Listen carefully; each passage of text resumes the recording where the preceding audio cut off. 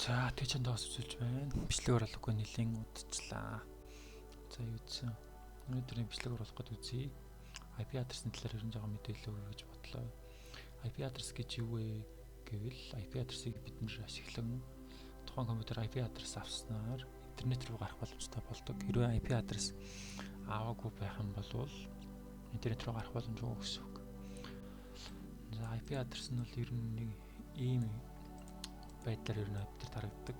Нэгээс 255 гээд дөрвөн юм тооны бүтцээс хамаарч IP адрес үүсдэг. За IP адресыг ер нь яаж харах юм бэ гэвэл бид нэр компьютер дээрээсээ цонхоо нээж аваад CMD гэж бичээд энтер дараад орчихно. Эндээсээ бид нэр IP config гэж бичих болно. За IP config бичингууд ийм IP location 4 буюу IP адрес version 4 төрлийн IP адрес одоохондоо бид нэр ашиглаж байгаа. За миний компьютер болохоор 172.20.13 гэдэг IP адрес авсан байна. За хэрвээ ийм IP адрес байхгүй байх юм бол би интернет рүү болчих гэсэн үг. За би интернетээ салгаад нэг үзье. Ингээ унтраач. За унтарсан. Тэгээд дахиад үзье. Гэн гот одоо ингээ дээрээс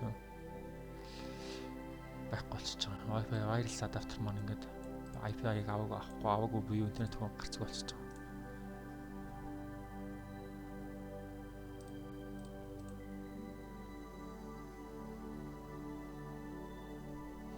Хэрвээ дахиад үзэх юм бол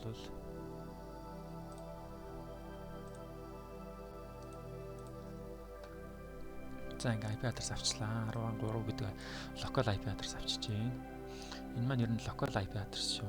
Би одоо компьютер руугаа ондоогийн датаг ашиглаад интернет руу орж байгаа компьютер дээр. Тэгэхээр надад ондоогоос өгж байгаа IP адрес маань юм гэсэн үг шүү. Ондоогийн сүлжээнээс өгж байгаа. Ондоогийн роутер буюу ондоогийн бааз станцаас өгж байгаа IP адрес юм гэсэн үг. Энэ бол локал IP адрес. IP version 4 буюу локал IP адрес гэдэг маань шүү. Локал IP адресыг бид нэр ашигласнаар ер нь бидний хамгийн төвөмөл хийдэг зүйлс гэвэл ер нь файл шеэрлдэг. За дээр нь принтер таниулдаг локал IP адрестэй. За мөн safe zone буюу локал дээр хэрвээ компьютерт хоорондоо холбогдсон үед илүү safe байх болно, аюулгүй байх болно. External IP адрес гэж бас нэг ойлголт байгаа. Энэ нь юу юм бэ гэхээр энэ 172.2.3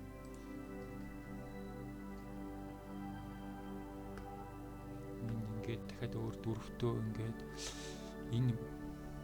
энэ бүх компьютерүүд нийлээд гадагшаага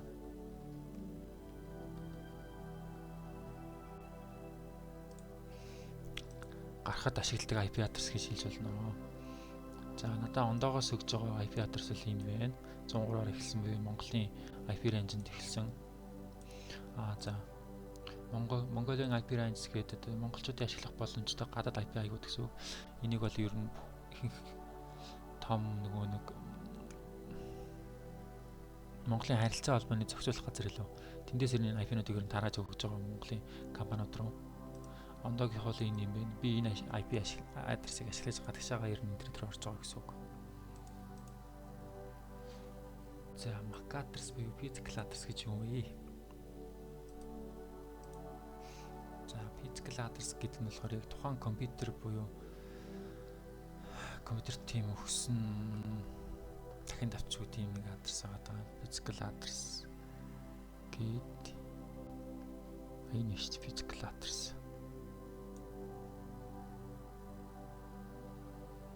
Ингээд яг wireless адаптеруудаас хамаарат хэрвээ лангаар холбож байгаа бол нэг өөр physical адрес та, Wi-Fi-аар холбож байгаа үед нэг өөр physical адресууд байдаг шүү. Ер нь бол энэ physical адрес хаанч давхцахгүй гэдэг ер нь бас ойлгочих болно. Дахин давчгүй тийм нэг дугаар байгаа. За дараагийн асуудал ping шийдэх гэж юу вэ? Ping шийдэх нь ямар ч юм бэ гэдэг нь болохоор сүлжээтэй байна уу гэдгийг шалгаж байгаа юм. За жишээ нь би Google руу ping шийдэх юм бол ингээд шийдэж гот Google надаас хариулаад Google буцаагаад над руу хариу өгч юм гэсэн. Тийг л остоо ингээ хариу өгч гэсэн. Google-ийн IP адрес л энэ байна.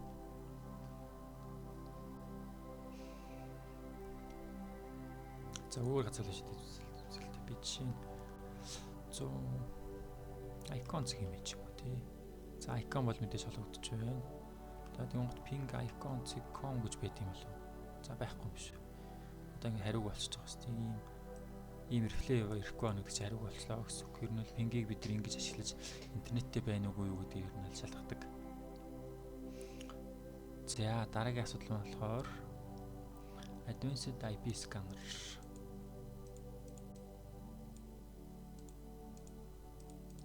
гэдэг маань ер нь IP Advanced IP Best яг тэр. Энэ ер нь локал сүлжээнд интернетэд юу харсан гэсэн үг. Локал сүлжээнд байгаа таны холбогдож байгаа рутерт холбогдож байгаа бүх компьютерд IP хаягийг харуулсан гэсэн үг.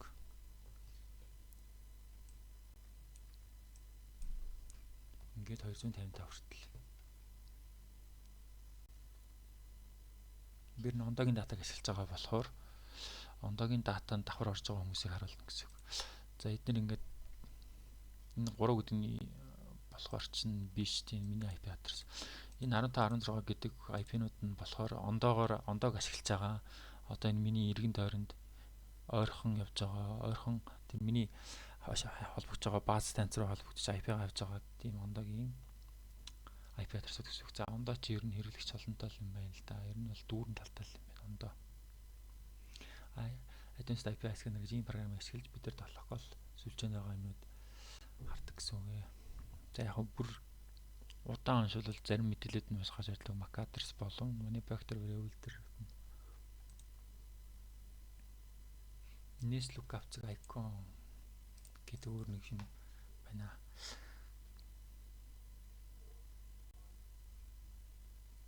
Энэ яадаг вэ гэхээр тухайн icon зэрэг юмний IP адресыг л харуулж байна л да энэ. Энэ болохоор минийхийг харуулж байна. Энэ болохоор icon зэрэг минийхийг харуулж байгаа шиг байна. За арай шууд ингэж орохгүй байна энэ. Наттай өгсөн байгаа хэл та зөвхөн icon зэрэг юм руугаа л гэдэг юмар ханднаа гэт. Зя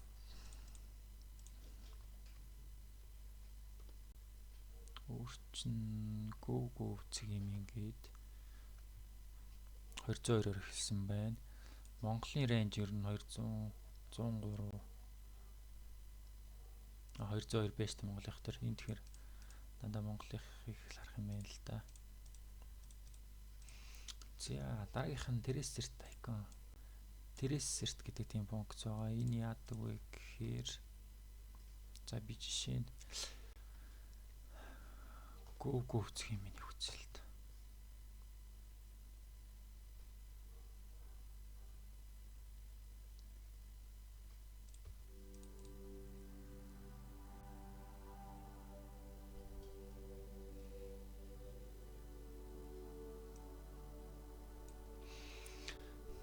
Миний тухайн компьютероос энэ go үзэг юм рүү хідэн IP router төхөөрөмжүүдийг дамжиж байгаа гэдгийг ер нь л Tracer дээр харуулдаг. Гэхдээ зарим тохиолдолд тухайн root дээр нь ер нь Tracer-ийг нь хаацсан байдаг юм лээ. Тэгэхээр ер нь л ингээд харагдахгүй явчихна гэсэн үг. Харагдахгүй. Гэхдээ нэг тийм төхөөрөмж дамжиж байгаа шүү гэдэг мэдээлэл бол харагддаг юм лээ. Одоо би чинь энд ингээд ондогийн ямар нэг төхөөрөмж дамжиж байгаа гэсэн үг. Ондоогоосоо бид нэр цаашаага шууд харилцаа холбооны зохицуулах холбоо ч юм уу эсвэл ондоо цаанаас хаанаас интернет авч тэр газар руу рутер намж явж байгаа гэсэн үг. За арай өөрөөр үзэлтэй тэгвэл. Одоо энэ 19 гэдэг адресыг үзье л тааш.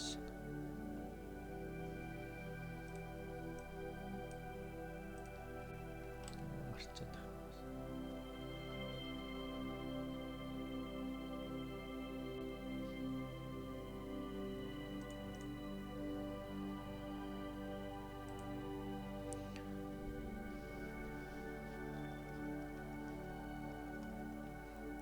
За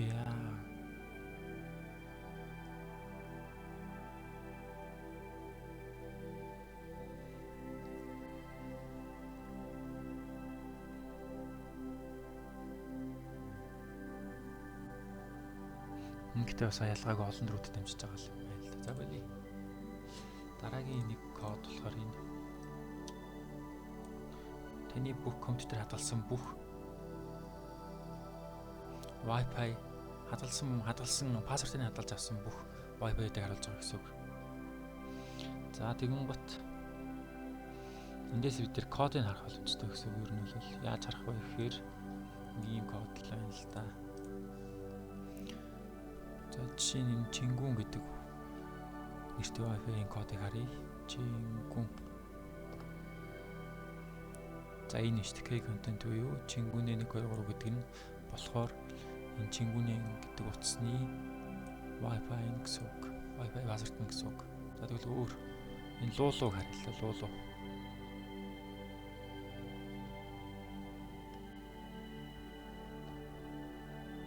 Луулуу болохоор ийм пассворттай байна. Гэх мэтчингээр бид тэр компьютерээ хадлагдсан Wi-Fi-ийн кодыг мэдчих боломжтой юм биш үү? Энийг гоё арга байлээ.